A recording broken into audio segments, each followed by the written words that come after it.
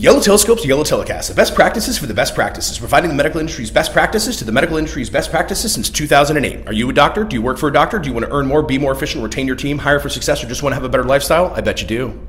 What should you expect from the podcast? A lighthearted, casual, fun, hopefully funny, informative, impactful, well-founded look at the medical industry from a pair of a passionate, competent, confident, experienced, talented, questionably good-looking, unquestionably good-looking industry leaders, men of the Renaissance, if you will, and even if you won't, who enjoy Scotch whiskey, world travel, music, single malt Scotch whiskey, fine dining, not fine dining, family, art, and Ryan bourbon whiskeys while implementing intensive training and expert staffing, resulting in unparalleled growth. Listen to the podcast, and for more on how Yellow Telescope can help you grow, visit YellowTelescope.com for upcoming events, published articles, recorded speeches, past issues of our complimentary email newsletter, testimonials, and more. Welcome to the Yellow Telescope, YellowTelescast Best Practices for the Best Practices podcast, episode number 16. Got it right this time. Thank goodness. It took me 16 times. I can count that high now. It's all right. It's fine. Coming to you live and recorded, as we always are, from fabulous Miami Beach, Florida, here in our homemade home studio. That's right. A lot of upgrades going on. A lot of upgrades. You might be asking why everything looks so good. I'd be wondering why you think it looks so good. But you're positively glowing, Ed. It's the lighting, John. Yes, we have upgraded to what we would describe as unprofessional, professional lighting. Correct. It's nice. It gives us sort of a rosy glow, a pinkish hue. Yeah, well, we realized that, we'd be doing it outside. We'd be doing some taping, kind of all over the country whenever we're traveling. And we realized that one of the limitations was the lighting. It tends to get dark when we're doing this because we don't actually sip on whiskey at noon like a lot of you think we do. We wait until the day is done to have the podcast where we can sip a little whiskey. So, with that said, it's the dusk hour, the magic hour, the golden hour, which is when we also lose some of the light and we lose ourselves. So we bought new lighting and here we are. I hope you enjoy it, sparing no expense. Now, with that said, we're the first to admit this is not the most professional video we've ever taken, which is actually Ed's very next newsletter, which is about creating video content and why it may be okay if it's not the most professionally made. Correct. For example, we have our resident historian and general podcast superstar right over there to our right, Tom. Mm-hmm. He's here today. He knows a lot more about this stuff than we do, but we still can succeed in business even if Tom is not our professional videographer. Yes. Because of why? Well, it's really mostly about, first of all, generating the actual content that you need to put out there. Mm-hmm. First, consider quantity before you ever consider quality. So we figured, hey, we've been doing this for 2 years. This is our 16th episode. Maybe it's finally time to buy some lights. So then I'll write a newsletter about it and it'll be great. But the point is that whatever sort of business you have, whether it be medical practice or otherwise, you want to make sure you're at least filming as much as possible. One of the lines I use is we often forget that we used to think that we have phones that take pictures. No, you have a camera that makes calls. And so it's nice to be able to remember that you've got it in your pocket all the time. Just start shooting everything. So we've talked a little bit about video content. It's not even our topic of the week. Our topic of the week this week is summer and summer spending and the summer spending blues and the very poor decisions that we make as practices when we plan out our spending per year. So we're going to talk a little bit about, in case any of you out there in podcast land or alternatively YouTube land or both are having a little bit of a cash flow challenge as we enter the late summer, early fall, as so many practices do. What do we do to stave off those things, and how do we plan better for the coming year to make sure that we're thinking intelligently and planning accordingly versus ending up in the doldrums in the summertime blues? The summer spend freeze blues. But before that, let's talk whiskey. Shall we? So for our first time on the podcast, in podcast history, we are drinking a different kind of brown liquor. That's right. We would never stoop so low as to drink vodka, or, for that matter, tequila. Well, those are good things. I know a lot of people like that real high-quality, fine-aged tequila. What happens, it all ends up tasting like whiskey, so we're like, well, John Paul Mitchell made $1 billion on it. Yeah, it's aged agave, it's fine. So we've got something a little special. I will tell you that it is hot here. It is sweltering. I'm hot in my own home studio due to this lighting, this high quality lighting really beating down on me. Pro tip, blotting papers. We got to bring the blotting papers. Oh, sure. Ladies love them. I didn't bring them. That's why we're schwitzing over here. Absolutely. Nice use of the word schwitz. It's very good. Like that? All right. Try and remember. We'll try. Thanks, buddy. How hot is it? I don't even know. I mean, I would describe it as very warm. So, you know, I took the Vespa here today, and I was driving down the road, and there was a bee flying around, and he was so hot, took off his yellow jacket. Yep. It was a setup. Right? It was coming. Yep. We thought about it. It sounded so much better before we planned. Although I did see a pig, and he was sweating. You know, sure. It's very sensitive skin. I was like, "You doing all right?" He goes, "Dude, bacon." Yes. Sorry, I'm probably gonna reuse that. I know it's lame, but so it's warm. It's super and hot. I just made the decision. I just left. That was my solution. I'm leaving. So I took the family. We went out to summer in the Hamptons. As one does. Indeed. So just returned from 3 weeks out in beautiful East Hampton. Really enjoyed Montauk better than anywhere else. Very different, I thought, much more rustic, very woody, but most importantly, most of the day is 68 at night, 75 during the day. Oh, it's glorious. Well, Just the rest of us are sweating it out Well, right down you there, holding down the fort. Well, I don't know if you got a client there, but you certainly booked yourself a trip coming up. Oh, so, that's right. Yeah, that's right. I've earned it. That's yeah, true. now that I'm back, it's like you leave for 3 weeks and say, this is amazing, I'm so refreshed, 2 days in the heat and I'm done again, I'm ready to leave. Yeah, someday John and I will be able to take a vacation at the same exact time. It's going to be beautiful. But for the meantime, I am going to Greece next week, so I can't. Back to Keithrow. Back to Keithrow. Your homeland. Sort of, yeah, absolutely. Your adopted homeland. What's That's exciting. What are we That's having what's about our vacations too. This is our whiskey. The reason I mention our trips is that for those guys who are winos out there, I'm not a big wine drinker. I don't pretend to know a lot. It's always fun to sip a little something. I'm more of a whiskey guy, as everybody knows. But we got the opportunity to go out to wine country on, I guess you call it Long Island, the North Fork of Long Island. So as you head out east towards the Hamptons, you got the South Fork, which is pretty much where people are at, and then you got the farmland and the more rustic areas in the North Fork. So we went out there, we did a little bit of wine tasting, they told me all kinds of things. I didn't really understand them. I know a lot of it was sustainably sourced, I understood that. Beautiful. I know they put caps on instead of corks in it, because apparently that's maybe better for the wine and better for the environment. It's probably more the environment, but yeah. Yeah, I don't know. Sounds great. But in any case, so I learned a couple of things, but mostly I was driving along the path, I said, I really wish I had a whiskey. And so I found a little place, and it's called Twin Stills Distillery. You can look it up, and if you're out in the North Fork, you're in New York City, you want to take a 2-hour ride out there, do a little wine tasting, make sure you stop at their humble, beautiful distillery. And this distillery makes moonshine. And for those of you guys who aren't real familiar with moonshine, it's corn whiskey in essence that hasn't been aged in a barrel. So basically you distill whiskey made of corn. What comes out is some clear stuff that we call rocket fuel. And that rocket fuel largely is moonshine. Then that can be aged in a barrel and it becomes bourbon. Yeah. If you age it in a typical oak barrel. Go back to, what was it, episode 6 or 10 or something. Thank you for not knowing the exact episode. I don't know which one it was, but we made our own YellowTelescope distillery for... Correct, yeah, using some Ozarks moonshine. That's right. I believe it was episode 9 at about 11 minutes and 42 seconds in where I said something. Moving forward... I called it episode 10. The long story long is this great place. It's a small home. The owner is a Portuguese grappa maker. Oh, that's right. Who, after moving to the United States, decided just 2 years ago to start distilling moonshine. Can we try that other one? Oh, yeah, we sure can. Tom, thanks. If you grab a cup, please join us. He's on set, but off camera. He's just a lot of snarky comments going on right here. A lot of snark. A lot of like, you're a failure. It's not working.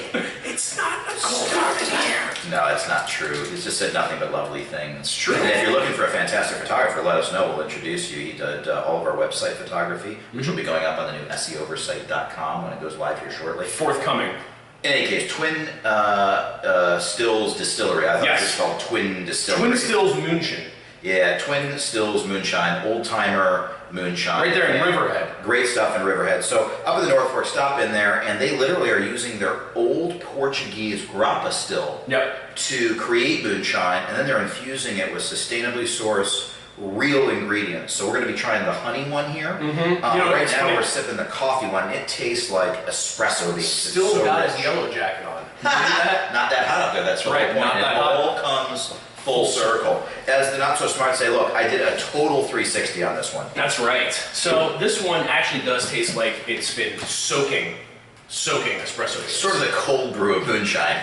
That's right. Except it's so warm in here. So we'll try the honey in a minute. This is just phenomenal. I really, really Cheers. like it. It's almost a liqueur because it's been infused, which is going to bring down the alcohol content from the rocket fuel moonshine. All the way down to 40%. But it's still 80 proof, 40% alcohol because it was such rocket fuel to start. So versus a liqueur that's going to make you sick with all the sugar if you have more than a little bit or drizzle on your ice cream. This is a real sort of a sipping man's moonshine. Oh yeah, absolutely. This is good.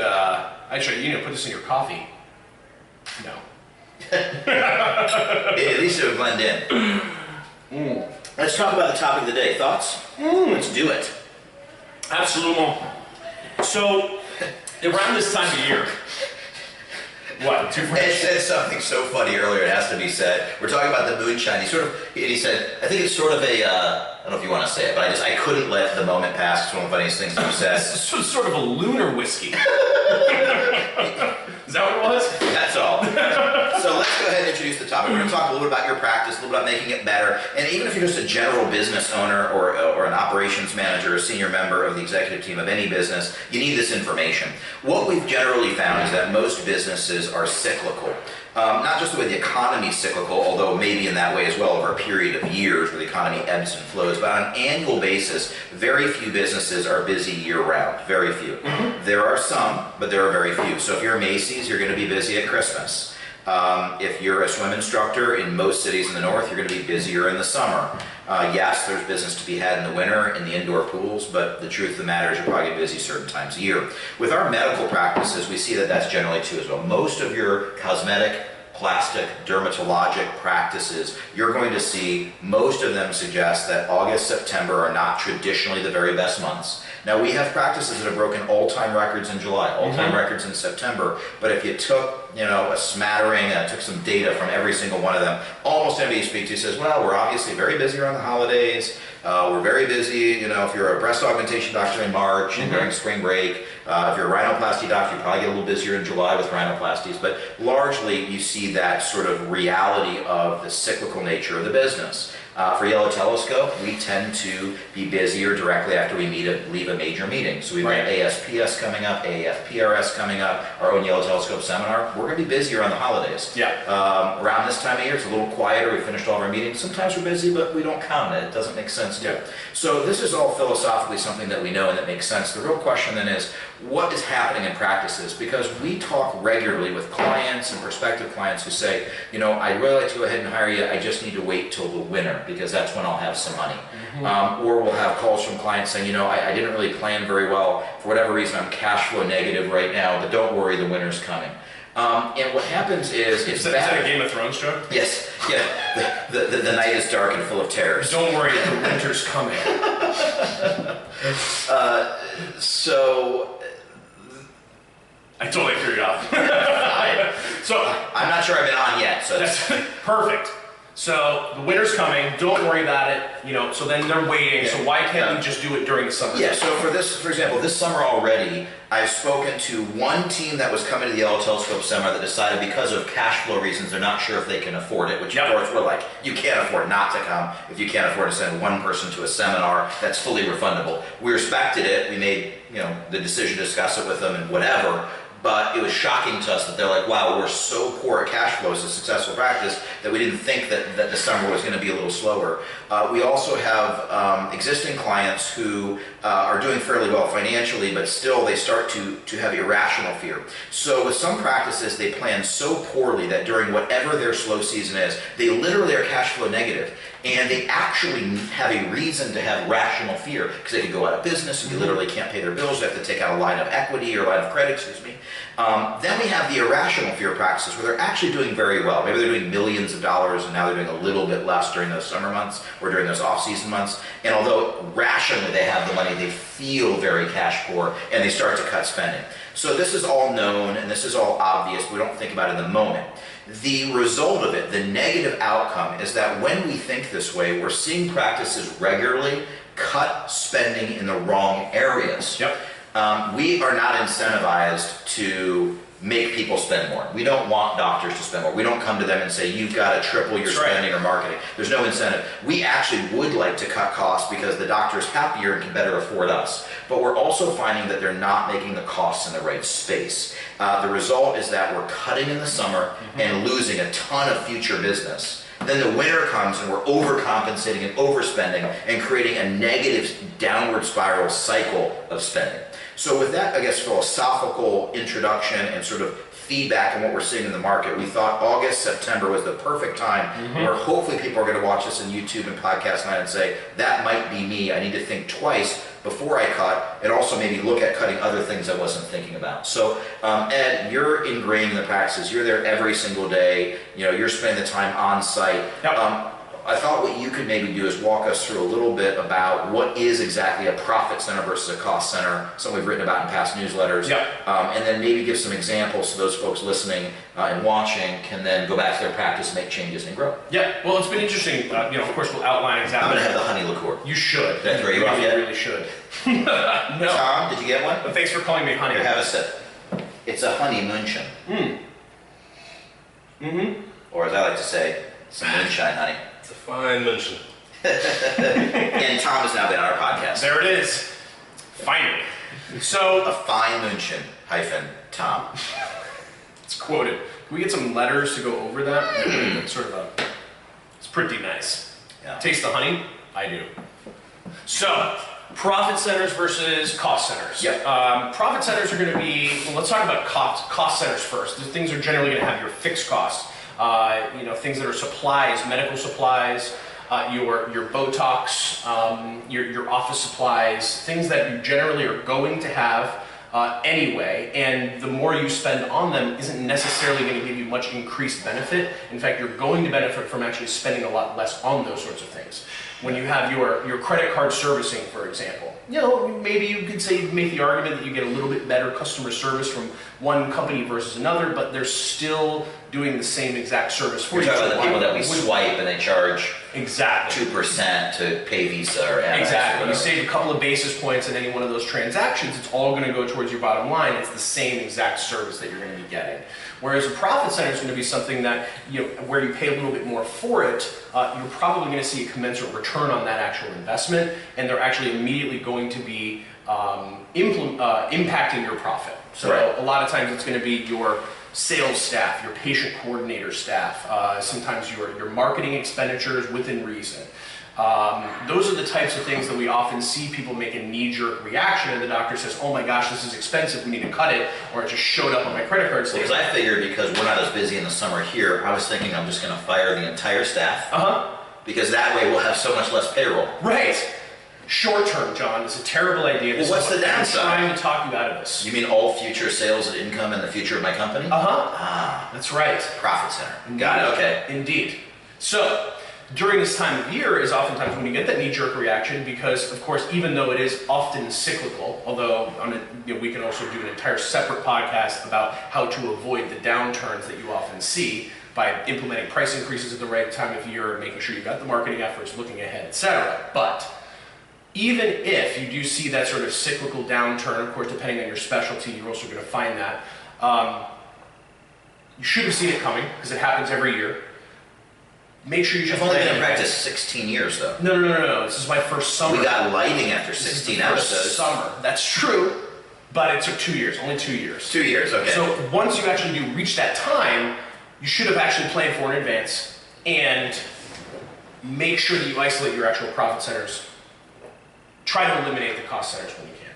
Understood. So, obviously it makes sense. So if I'm buying, paper towels and I'm paying $1.50 a roll, it doesn't seem like a lot to find it for $1.25 a roll or $1 a roll, but all those little things add up. And I guess what you're saying is, unless there's magic, paper towels out there that last forever, just save money on it because it's just free money. Right. I assume something like an accountant. Obviously, if you're going through some sort of really intensive IRS audit, there could be special value to a special accountant. But largely, if two different bookkeepers or two different accountants could do the exact same job, if you could save $200 on one over the other, it makes sense. Right. And that's one of the reasons, I guess, I think that I see that doctors need to focus so much on their education level, on their experience, on their differentiating factors, because the market tends to commoditize mentally. They think that all Botox is the same, all LASIK surgery is the same, breast dogs are breast dogs. And the reality is that's not true. You know, having a triple Ivy League trained, triple board certified surgeon who's done 4,000 cases is very different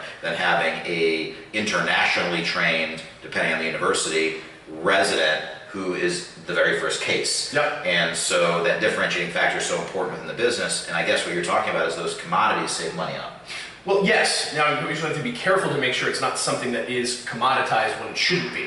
Not all patient coordinators, not all salespeople are going to be the same. You can't just say, well, Susie Q is costing me a lot, so I'm going to go ahead and fire her and hire somebody that is half the price, because it's their performance is probably going to be commensurate with what you're paying them. So, for example, if you find somebody that, say, is making a $30,000 base, but makes a few percentage points on, say, the surgery that she sells or helps patients book, then she's actually creating that revenue for you. Yeah, you want to pay her $1 million, that means she sold you exactly $33 million. Yeah, that's exactly right. So it's a profit center because that individual is making you more every time they sell something. So salespeople are a profit center, paper towels are not. Your credit card swiper machine, you're talking about a merchant, I guess, account. That's a cost center. But another profit center might be your advertising or your marketing costs. Correct. So it probably depends. I know that I don't see a lot of people just firing their web team. I see them switching web teams, but I don't see a lot of people say, well, I'm just not going to do any web advertising because that'll be great for business. Well, because it's really the cheapest form. So if you're paying $1,000, $2,000, $5,000, whatever the magic number is per month, most practices I see are making money on it, but I do have that rare practice. It's like, well, we think we're just going to go ahead and turn off our web advertising for 6 months because cash flows will go off. And we're like, you could. I mean, it doesn't hurt me. It's fine, I guess. Well, it might, because if we don't have any patients to book, it doesn't make us look good. I mean, as long as it's opposite day, we like making bad decisions, but it doesn't seem to make sense because it's a profit center. Now, I do think that the analytics matter. Yeah. For example, I've got some practices where they're spending all over the map on marketing, but they are not really tracking well. So there actually may be value in cutting maybe a certain print advertisement or reducing the amount they're spending on pay-per-click advertising online, or cutting off other advertising. But if you don't have it tracked, you don't know, so it's really hard to cut it because you may be cutting off your leg accidentally. Right. Now, if you're tracking it, you should analyze it, right? So yes, I think that I talked with the doctor who's using a very well-known beauty magazine to advertise, and it was fairly expensive, $3,000 or $4,000 a month, and they gave it a good couch try. It was break even, actually. It wasn't a failure. Yeah. It wasn't a great success, but they said, look, if I have to do the surgery and pay the medical malpractice and pay the electric and take on additional risk, and I'm only breaking even, I think the money can be spent later. So they cut that ad. Sure. Now they actually, despite cash flow being bad, chose to reinvest in that particular practice in pay-per-click. And they also added live chat to their website because they felt those two things were going to be a good return. So they actually saved a little money, reinvested a little bit of it, so they reinvested in a profit center and cut a cost center. So it sounds smart. Yeah, well, it sounds like not every marketing idea is necessarily a profit center. Right. And not every patient coordinator is a profit center. Sure. But cutting those things doesn't make sense. What are other areas that I guess you've seen with some of your practices that you work with that are that have been threatened to be cut or cut that you felt were profit centers, or that were not cut where you found major savings and should have been cut because they were just cost centers? Yeah. Well, typically, I think you've actually already identified the major ones. I mean, it usually comes down to the marketing, because it's an easy thing to they think is you got to turn it off, turn it on whenever you want to. Staffing is also going to be something where they say, well, they start thinking whether or not they've actually really getting return on the investment from their actual staff. What they think is ancillary services, even though they've become so valuable. You mentioned the live chat service, for example, and somebody says, I know it's only like, $400, $500, $300 a month, $200 a month, whatever the cost might be. And they say, you know what, I'm going to save that for now. But when in reality, it's actually been giving them the extra 10, 20 leads that month, every single month. And so they've actually seen a huge return on that investment. Right, they have 30 leads, and they're like, well, we'll just cut it. Yeah, exactly. Like, it's just an ancillary sort of expense, so we don't necessarily need it, and that way we're just going to cut it off for now.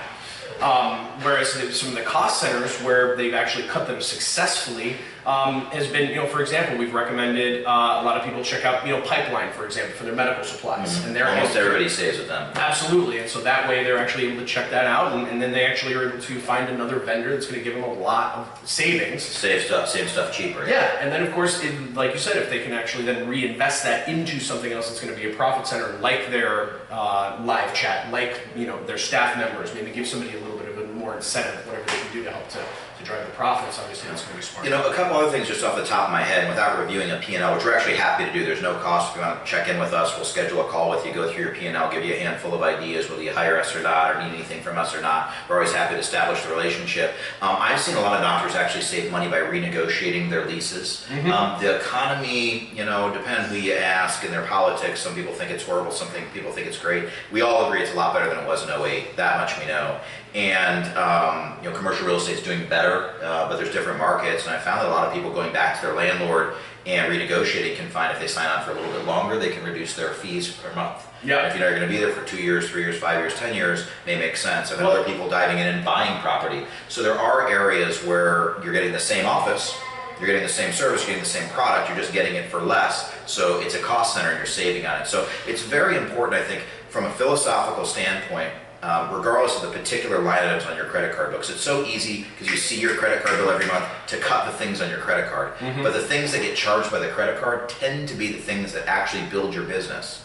And the things that just kind of go into the P&L and are paid by check by your bookkeeper oftentimes are the cost center, so you don't evaluate it because it's more complex to read a 15-page P&L or look through your general ledger. But I would challenge you out there from a philosophical standpoint to realize that during the slow times you do have time, and that's good. And it is during that time where you should look to cut and look to save money, but also temper that by realizing you may go in and decide to spend more so long as you're investing in profit centers and you're cutting in cost centers. Secondarily, philosophically, make sure that you're not overspending during the winter just because cash flows are good, and make sure that you're saving a little bit of a nest egg for the summer to keep cash flows consistent. As Ed said, I don't think any August or September has to be bad in a practice, but if I had to bet, I'd probably bet on December being better in most practices depending on your specialty. If you're a big insurance practice, usually people like to get in December before the insurance resets and the deductible for the year. So that's just a reality. But we can philosophically make a better year-round plan so that we don't get fear because of cash flows. When we have fear because of cash flows being bad, we start thinking irrationally. When we think irrationally, we start making bad decisions. And our whole goal is to keep you rational. So part of this is a philosophical talk about your annual plan. Part of it is about your actual steps you're taking. And then last, it's about thinking about what's going to really make you money, whether you're a practice manager or whether you're a true business owner in almost any business. This stuff should apply. That's right. So start thinking rationally, and if you just can't, find somebody who can. And it really helps a lot of times. When we did call the other day with a client that was just, trying to figure out where the expenses went, and it sort of comes out of that time of year. It's part of the reason we picked this topic. Yeah. And we actually... I wish it was the only call on the topic. It's just this time of year, every client has those questions. That time of year. But of course... And the average client, by the way, last year for us grew by around $400,000 year over year. Yeah. Yet still the same issues. You can see the growth comes in, they then spend the money. I think 400 grand would mean you're going to be pretty cash flow positive that summer. Nope. We maybe overshot the moon, and now we got to kind of turn back and catch Earth, right? Or some other analogy. Something about that. Shoot the moon to flow like a twig on the shoulders of a mighty stream, aren't we? So the point being, we were actually able to help them to find some areas where they could actually save on, and actually identified where some of that money was going. And frankly, it was actually an accounting mistake that their bookkeeper could have been. We found $77,000 worth of accounting. Can you imagine that? Now, luckily, the money was in the bank, so I didn't actually give them 77 grand. But the doctor was really concerned, and understandably so. This is why our expenses up 77 grand. Turns out the accountant just threw it all in one lump sum in like October, so he hadn't seen it. Good news is he's very happy to know he's probably up $77,000 in personal income that he didn't realize. I found $20 in my jeans the other day. Hey, yeah, you're even Steven. There you go. It's like the same thing. It's like This has been great. It's been fantastic. So let's talk about what's coming up. For those of you guys attending ASPS or AAFPRS or other letters put together in a row. Yes. We'll probably be there. Mostly consonants. We're going to XW, YW, ZQ, hashtag. I was just going to say, see you there. We will be at the ASPS event in Los Angeles coming up. We will be, I would argue, headlining, at least having a significant role in the reboot camp. Yeah. Many thanks to the organizers at ASPS. Very, very flattered. Thank you very much. Dr. B, much appreciated. We're going to wear ties and everything. Oh, yeah. I got a boutonniere. Oh, yeah. That's right. Yeah. It looks like a flower. At least. So we'll be at ASPS Reboot Camp. Make sure you sign up and get there. Support your local ASPS. We have in LA. I'm not sure if you're familiar with it. Do they have chapters? You know, in LA, they're the kings of video content. They really We're are. sort of second in line here. Although they got Dr. Miami around here. He's like the Snapchat guy. Blowing up. It's crazy. We'll be at AAFPRS, the American Academy of Facial Plastic and Reconstructive Surgery meeting, the ASOA meeting as well. We'll be giving a number of talks there, I think 5 or so talks. Jill, our director, Ed Searing, and myself will be out that way. We look forward to seeing you guys in Nashville. That's right. We can't wait to see it, the local hootenanny. It's a good local, it's a WH. Hootenanny. Woot? We'll be speaking there. We do have our own Yellow Telescope training seminar coming up. Our now 6th annual. We've significantly outsold our biggest year ever. We're really excited about it. It's going to be at the fabulous Fontainebleau Resort and Casino. No casino. Still no casino. We'll be at the Fontainebleau Miami Beach here. We've got, I think, literally 6 or 8 spots left maximum. By the time you watch this, there may be none, or maybe 1 or 2 or 3 or 4 or 5 or 6 or 7. If you're watching this in December, sign up for 2017. Correct. Maybe an early sign-up discount. So in any case, we're excited. It's our 6th year. It's our 6th year of growing in a row. It is our soul on a plate, the most important thing we do every year. People flying in from all over the world. We have people from Australia, from Canada, from California, from New York, from Seattle, from all over the world that fly in. And there'll be about 100 people flying in from all over the world for this event as well. It's going to be fantastic. We've got an amazing dinner plan. We've got an amazing event plan. Lots of amazing swag. The key word is amazing. Yep. Literally cannot overstate the importance or the fun that we're going to be having. If it's not the best 2 days of your professional career, we'll give you 100% of the money back, no questions asked. We have about 200 testimonials on our website. Other than those events that we have coming up, if you haven't followed us on social media, you should. We've got our new Snapchat. Follow us, SE Oversight or Yellow Telescope. Look us up on Snap. Hit us up on Snap. So snap it. We're on Facebook, we're on LinkedIn, we're on Twitter, we're on Google+. So, all you Google+ fans. We're looking Google at you. Plus. That's right. Get on it. That's right. And we are on something else, Instagram. Our Instagram feed's great. We had over 100 new followers last week. It's exciting. People are loving it. It's not just on one feed, it's been 2 feeds, I think almost 200 followers. That's right. Oversight Yellow Telescope. Watch our well-curated content, steal it, repost it, share it. Our newsletters comes out every month. Sign up for free at info@yellowtelescope.com by emailing us, or guardian@seoversight.com, or just go to the websites and check it out. If your website sucks, which it largely does, and if your web team stinks, which they usually do, we, for free, will match you with someone who doesn't suck. It's that easy. There's no cost. Why wouldn't you do it? It's better than doing it all on your own. We're excited about the future. It's been a great year. We're having a big finish, I hope. And 2017 is going to be another record breaker, as will be 2016. Do you have any other thoughts for the folks? Yes. See you in episode 17. Play the music, Jill.